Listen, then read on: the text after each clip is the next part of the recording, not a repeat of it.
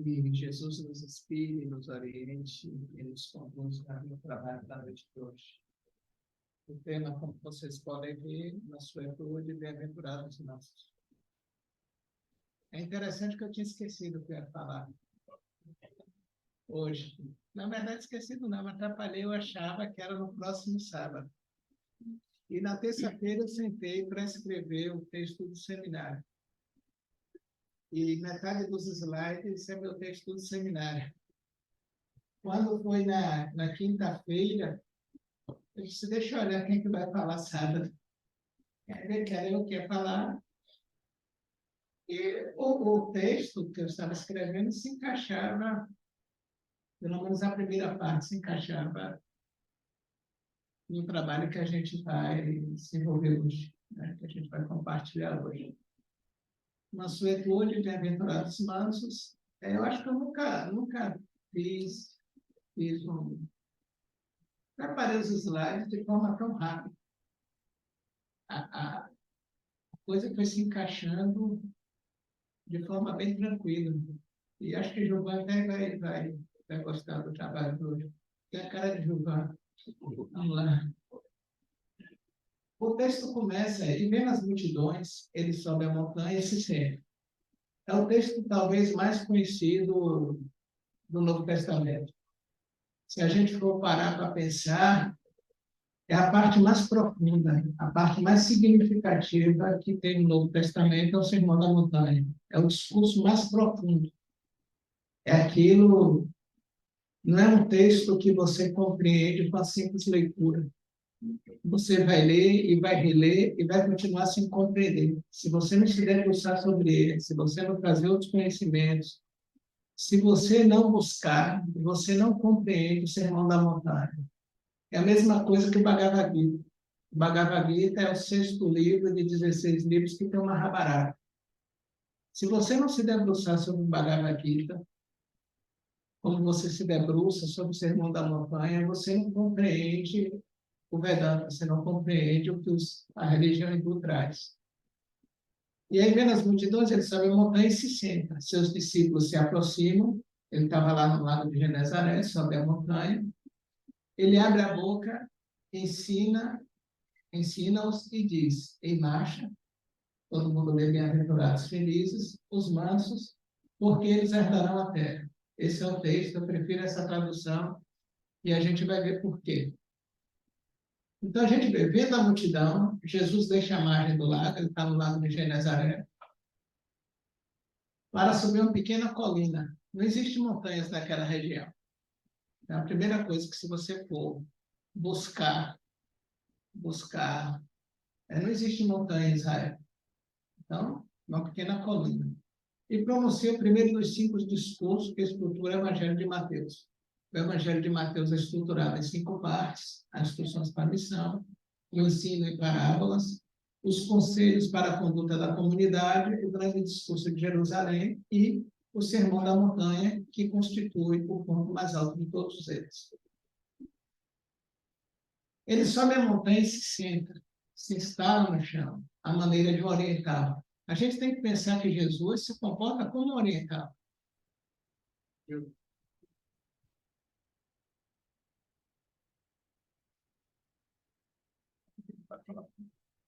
Se comporta como oriental. É costume do oriental sentar no chão para compartilhar ensinamento com seus discípulos. A gente vê muito isso na Índia, vê muito isso no Japão, você vê muito no Oriente. Jesus se comporta como um mestre oriental, vive no Oriente Médio, como fazia os rabis do seu tempo. Não se comporta como um orador discursando para as multidões. Ele não tem um comportamento nosso do ocidental, que vai para a cátedra, fica de pé e discursa, e ensina. É bem diferente você sentar, os discípulos, os alunos sentarem à sua volta e você dialogar, do que você ficar de pé e fazer um discurso. Então, Jesus se comporta desta forma, como um mestre oriental que ensina, que compartilha ensinamentos. Mas sentado como mestre a refletir, preocupado em introduzir no mundo um ensinamento profundo. Esse ensinamento, se a gente for olhar o Sermão da Montanha, Ele não é direcionado à multidão, ele é direcionado aos discípulos. Há dois ensinamentos que Jesus sempre traz, um quantitativo e um qualitativo. O quantitativo vai para as massas, e cada um assimila de acordo com sua capacidade de compreender.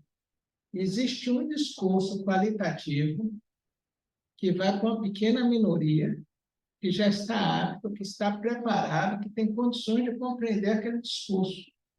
O Sermão da Montanha é para uma pequena minoria de discípulos que o acompanhava. Isso não afasta que a multidão também tivesse alguém capaz de compreender. Ele abre a boca, e aí começa meu texto do seminário. A primeira palavra do Sermão da Montanha constitui-se no principal obstáculo à compreensão da mensagem de Jesus. A palavra que está lá é essa palavra em grego, makarion, que todos traduzem como bem-aventurados e felizes. A palavra que está lá é essa palavra grega. A pergunta é, Jesus falava grego? Discursou em grego? Jesus não discursou em grego, ele discursou em aramaico. Segundo o texto grego, orienta todos os tradutores na pista errada de supostas beatitudes adquiridas por antecipação. Repare, se você colocar bem-aventurados no início da frase, felizes no início da frase, você já vai dizer felizes os que choram, porque serão consolados. Então, basta você chorar que você já é bem-aventurado. Não faz sentido no discurso do Cristo. As beatitudes adquiridas por antecipação, enquanto elas só são realizadas plenamente no reino dos céus. Essa bem-aventurança, você só vai ser bem-aventurado, feliz, no final da sua peregrinação, no final da caminhada.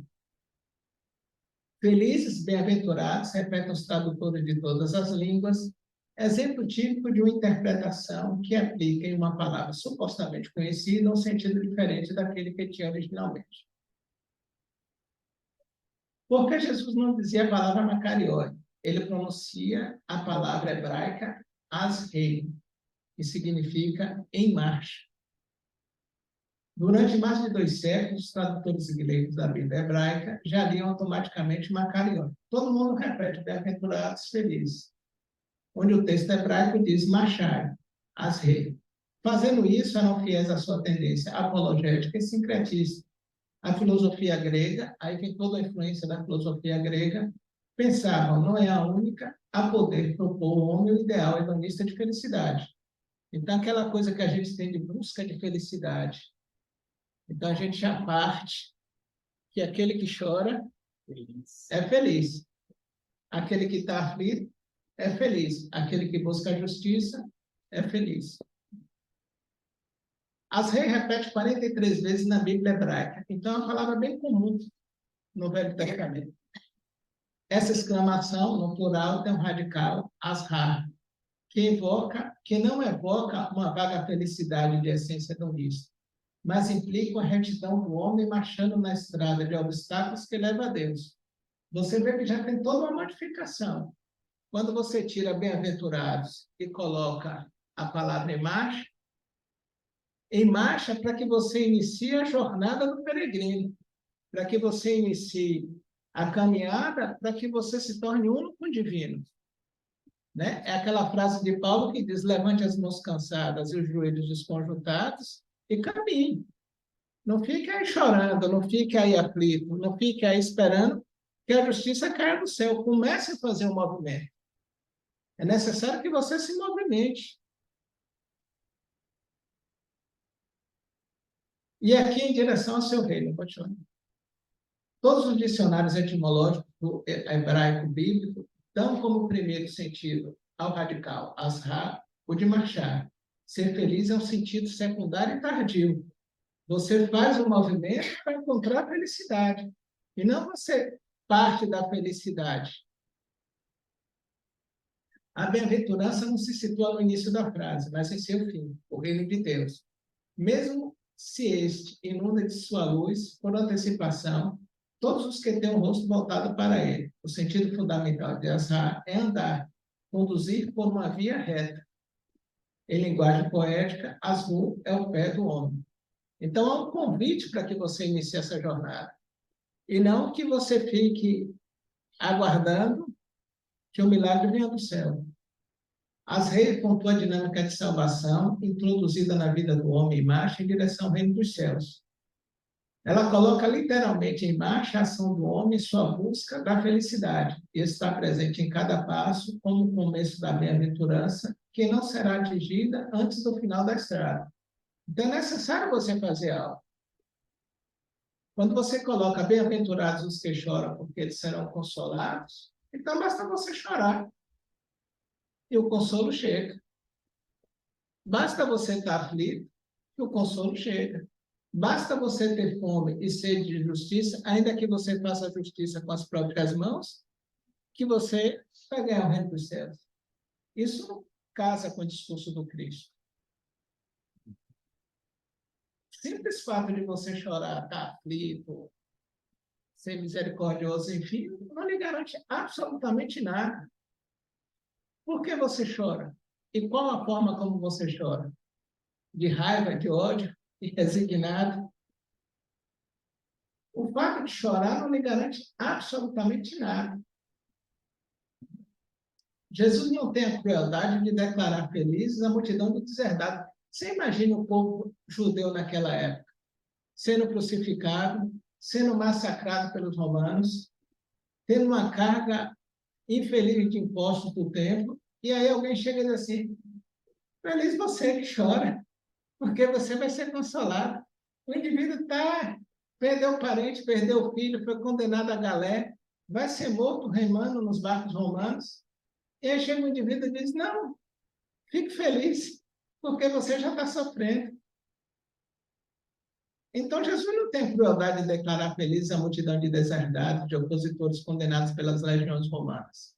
Por qualquer coisa que diga, o suplício da cruz, ou na melhor das hipóteses, a escravidão das galés ou os bordéis do império. Imagine sua filha arrancada do seu lar e levada para os bordéis de Roma, e alguém disse, não, seja feliz, seja bem-aventurado, já que ela está lá sofrendo, você vai ganhar o reino dos céus. Não faz sentido esse discurso. Não se chamam de felizes os homens enviados às torturas, aos massacres, ao genocídio desse mundo. Jesus convida esses homens a se porem em marcha na direção do reino de Deus, do qual ele lhe traz a esperança e lhes abre a porta, introduzindo em seus corações a exigência e a dinâmica da salvação universal. O discurso é diferente. Não é um discurso de quem coloca no colo e diz, não, está tudo bem. Sim, porque fala em bem-aventurança ou felicidade na hora da partida equivale a se condenar em nação, a nunca se pôr a caminho do objetivo desejado, o reino dos céus, o único lugar de toda a felicidade e de todas as bem-aventuranças do homem vivo e de pé, marchando na retidão do coração dedicado a Deus. Então, o convite para que você saia desse estado, se resigne, erga a cabeça e marche com dignidade. Você fazendo isso, você vai alcançar o reino dos céus. Se a gente levantar as mãos cansadas, os joelhos desconjuntados, e colocar em prática tudo aquilo, perdão, indulgência, etc, etc, etc, é fácil? Óbvio que não. Se fosse fácil, eu não estava aqui. Eu já estava no reino dos céus. Então, não é fácil. Não é fácil como a gente lê.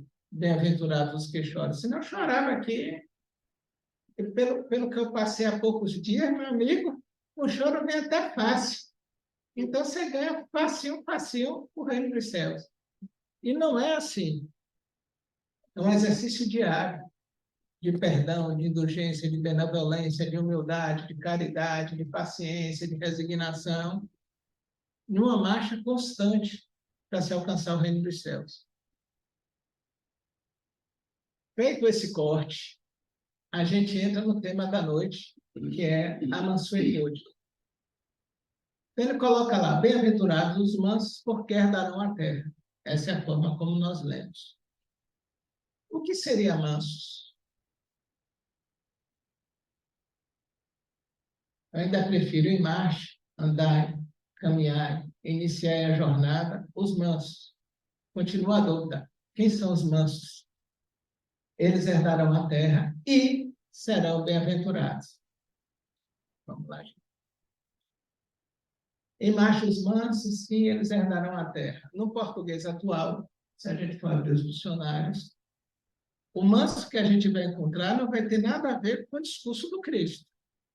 Se eu digo aqui, Jeová é manso, a ideia que vocês vão ter do que eu estou falando é totalmente diferente da ideia do Evangelho.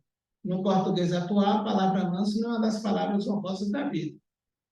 Agora carrega a ideia de servilismo, baixeza de caráter, consentimento ao mal, incapacidade ou falta de vontade de resistir a uma afronta vergonhosa. Não, fulano é manso, não vai brigar, não. Apresenta-nos um retrato de uma criatura submissa e ineficaz. Mas acontece que a palavra manso, em grego, praus, foi uma das grandes palavras éticas. A palavra que está lá é essa. Manso é nesse sentido do grego, praus. E quem de acho é praus? Aí entra Gilvan, filósofo. Aristóteles tinha muito a dizer sobre a qualidade da mansidão. Aristóteles usava essa palavra, prautez.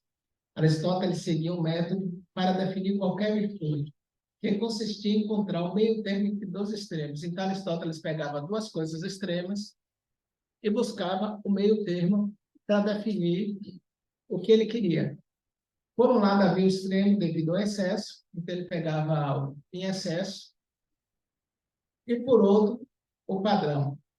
E entre eles estava a própria virtude, o meio termo. Para dar um exemplo, aí a gente pensa o pródigo, aquele que gasta sem freio, gasta tudo, você dá o dinheiro ao pródigo, ele estoura o dinheiro todo. Do outro extremo, você tem o mesquinho, o avarento, que não gasta nada. Então, você tem um gastador e você tem um mesquinho. No meio termo, a virtude, você tem um generoso, que é o equilibrado. Ele não vai estourar tudo e também não vai ser avarento. Então, Aristóteles raciocinava dessa forma. Pegava os dois extremos para encontrar a virtude no meio. Aristóteles define mansidão, prautez, como meio termo entre orgilotez, que significa raiva excessiva, e a orgesia, que significa desleixo. Então, entre a raiva excessiva e o desleixo, você vai ter o manso, o prautez, a mansidão. Como Aristóteles é o meio termo entre o excesso e a falta de raiva. Assim, a primeira tradução para essa bem-aventurança, por Aristóteles, a gente ia dizer bem-aventurados os mansos, porque herdarão a terra. Ele vai dizer bem-aventurados, ou em marcha, aquele que se indigna na hora certa, pela causa certa, e não o contrário. Então, a gente tem, volta lá, está com muita pressa, seja equilibrado. Então, a gente tem um primeiro sentido para essa bem-aventurança. Aquele que consegue se indignar, ele se indigna, mas na hora certa e por algo que é justo, que é certo. Vamos lá. Se nos perguntarmos qual é o momento certo e qual é o contrário, diríamos que, em regra geral, na vida não se deve ficar com raiva de um insulto ou uma injúria que lhe foi feito pessoalmente. A gente vai para o discurso do Cristo, e se alguém lhe ofende, você tem que perdoar. Então, nesse caso, não conta, porque o perdão é incondicional. Aí você não vai estar fazendo nada mais do que sua obrigação. Mas deveria ficar indignado com os insultos que são feitos da outra pessoa. Então, não é você se indignar por algo que foi praticado contra você, mas algo que foi praticado contra o outro. A raiva egoísta é sempre um pecado. A raiva purificada do egoísmo pode ser uma das grandes dinâmicas do mundo. Então, ainda você tem que se indignar, mas não por algo contra você. Algo contra o outro. Mas a palavra praus também tem um segundo uso no grego. É aquele utilizado para se referir a um animal que foi domesticado, que está acostumado a obedecer a palavra de comando, que aprendeu a obedecer as regras. Então, algum animal que foi domesticado.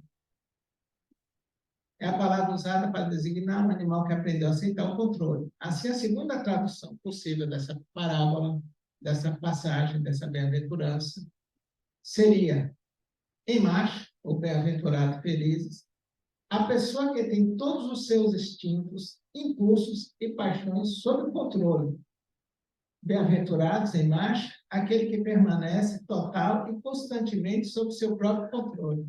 É aquele indivíduo que vai andar na paralela, o cara vai cortar ele, ele vai ficar tranquilo, não vai se alterar. É aquele indivíduo que está na obra, o peão vai fazer a coisa errada e ela vai permanecer tranquila, equilibrada. É aquele indivíduo que está no balcão, o cliente vai falar um monte de grosseria e ele vai sorrir. É o professor que vai ter paciência com o aluno sem se alterar. Então, esse é o segundo sentido da bem-aventurança. Tranquilo, vamos embora. Mas no momento em que dizemos isso, percebemos que é necessária uma mudança. Não se trata tanto de uma bênção de quem se controla, porque isso está fora da capacidade humana, mas sim da pessoa que está totalmente sob o controle de Deus, porque somente no seu serviço encontramos a liberdade perfeita e no fazer a sua vontade a paz. Ainda assim, você precisa estar na graça divina para você conseguir esse equilíbrio tal e se tornar massa. Mas aí uma terceira abordagem, um terceiro sentido para essa bem-aventurança. Os gregos sempre contrastaram a qualidade que chamam de prautez, que é a versão do King James, que traduz mansidão, então mansidão, com a qualidade que chamavam de hiserolocardia, que significa arrogância. Então, você tem de um lado mansidão, do outro lado arrogância de coração. No prautez encontra-se a verdadeira humildade que afasta todo orgulho. Você, de um lado, vai ter esse problema. Sem humildade, você não pode aprender, porque o primeiro passo para aprender é estar ciente da própria ignorância. Você não consegue encher um pote cheio, você tem que esvaziar. Peça a gente para esvaziar nosso conteúdo. A maior dificuldade que a gente tem hoje é conversar com alguém, porque quando você começa a falar, o outro não escuta. O outro já está pensando no que ele vai falar. E a gente não aprende. A gente não aprende porque a gente não sabe escutar. Em italiano tem uma palavra belíssima. Ele não fala, eu estou te escutando, ele fala, eu me sinto. A gente não consegue nem escutar, quanto mais sentir o outro. Então, a gente, na nossa ignorância, a gente não consegue aprender. A gente não está apto a conhecer. A gente não está apto a aprender, porque nós já achamos que somos doutores. Sem humildade, não pode haver amor, porque o verdadeiro começo do amor é através do sentimento de indignidade. Sem humildade, não pode haver religião verdadeira, porque toda religião verdadeira começa pela compreensão da própria fraqueza e necessidade de Deus. A gente só acha que precisa de Deus na hora da dor extrema. Se é a dor extrema, mas é dor extrema. A gente não busca Deus. A gente passa, cumprimenta, lembra de vez em quando, mas a busca pelo divino só através do desespero, da dor extrema. E aí você não tem mais a quem recorrer. E a gente recorre ao divino. Uma pessoa só atinge sua verdadeira humanidade quando tem sempre consciência de que é uma criatura e que Deus é o Criador. E que sem Deus nada pode fazer. Aí a gente busca Deus. Prautez descreve a humildade, a aceitação da necessidade de aprender e a necessidade de ser perdoado. Descreve a única atitude adequada do homem para com Deus. Assim, a terceira tradução possível desta bem-aventurança seria: em marcha, bem-aventurado aquele que tem a humildade de reconhecer a própria ignorância, fraqueza e necessidade, e esta mansidão que herdará a terra. A gente já viu três conceitos de algo que é uma frase dita por Cristo e todo mundo acha que compreendeu. Bem-aventurados os mansos que herdarão a terra. Nasceu que é manso, então vai herdar a terra.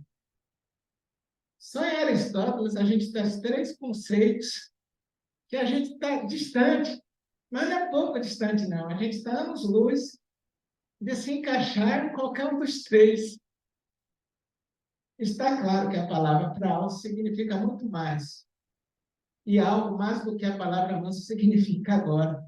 É claro, de fato, que não existe uma palavra que eu traduza perfeitamente. Embora talvez a palavra pacífico seja quem mais se aproxima. Né? A gente substitui manso por pacífico. Eu sou covarde, eu digo que eu sou pacífico, né? Porque eu não quero briga, não quero confusão. E aí eu me coloco lá na bem-aventurança. E aí a gente traz, então, a tradução completa dessa terceira bem-aventurança que deveria ser: em marcha, o bem-aventurado felizes, quem está sempre indignado no seu devido tempo, pela devida causa, e não o contrário. E quem tem sob controle, porque ele mesmo está sob o controle de Deus, cada instinto, impulso e paixão. E quem tem a humildade de reconhecer sua ignorância e fraqueza, porque tal pessoa é soberana entre os seres humanos, digno de herdar a terra. Pronto, simples. O que Jesus queria dizer era isso.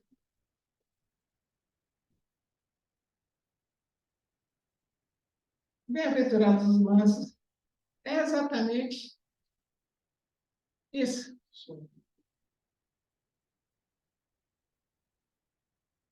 Está indignado no seu devido tempo, indignado pela dor do outro, não é pela sua dor. Indignado pela dor do outro, uma devida causa, e não o contrário. Ele está sob controle, controlou seu instinto, impulso e paixão. Não porque você conseguiu esse controle, mas é porque você está em união com o divino. E graças a essa união com o divino, você tem esse controle. E aí reconheceu sua ignorância, sua fraqueza, e aí você é da terra. É esse o significado da bem-aventurança e que Jesus nos abençoe.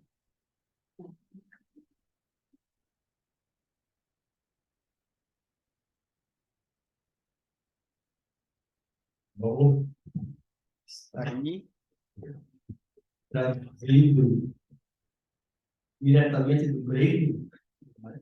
Porque os evangelhos eles foram escritos inicialmente em grego, e a partir daí foi para a Vulgata Latina, depois para o latim, propriamente dito, e daí vieram as outras traduções francês, alemão, que chegou para a gente. Então, a gente vê o quanto é interessante a gente tentar entender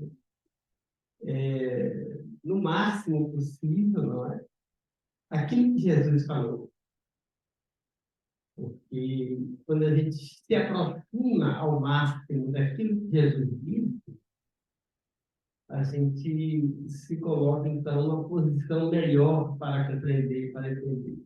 Enquanto essas traduções que vão ocorrendo com o decurso do tempo, acabam também deturpando a ideia inicial proposta por Jesus. Então, bem-aventurados, em tese, os mansos, vemos que aqui tem um significado bem mais profundo. Ou seja, não é apenas quedar-se silente ante as circunstâncias da vida, mas exige, ao contrário, uma ação, a ação de indignar-se. E achei, permita-me, Marcos, bem interessante a colocação. A ação de indignar-se no momento certo, na medida certa e na causa certa. E essa indignação não é necessariamente manifestada pela violência, pela truculência. Não. Manifestada pela não violência. Um maior exemplo disso foi o próprio Mahatma Gandhi, quando ele chamou toda a multidão indiana para se rebelar-se contra o Império Britânico. Ele não jogou sequer uma pedra em nenhum soldado britânico. E ainda assim conseguiu libertar a Índia do poderio. Né? Então, é uma forma de se viver. Acho, Marconi, que a nossa maior dificuldade hoje é que nós nos indignamos, mas quando o motivo da indignação atinge a nós. Quando atinge os outros, nós somos absolutamente diferentes. Né? E é por isso que a gente vive um mundo tão difícil, como que hoje se manifesta. Então, a gente compreender o verdadeiro sentido dessa palavra, fala de Jesus, e principalmente depois desta decodificação feita aqui, a gente consegue, então, mensurar a nossa real posição aqui da Terra. E o resultado de tudo isso é a felicidade. Ou seja, para que tenhamos a felicidade, é necessário uma série de etapas. Controle dos impulsos, da paixão, a indignação no momento certo, a humildade, reconhecer a nossa pequenez, a nossa ignorância, a nossa fraqueza, tudo isso. E é tudo isso no conjunto, não é tudo isso separado, ou isso tem isso. E essa é uma bem-aventurança aí. Então, aí, é nossa,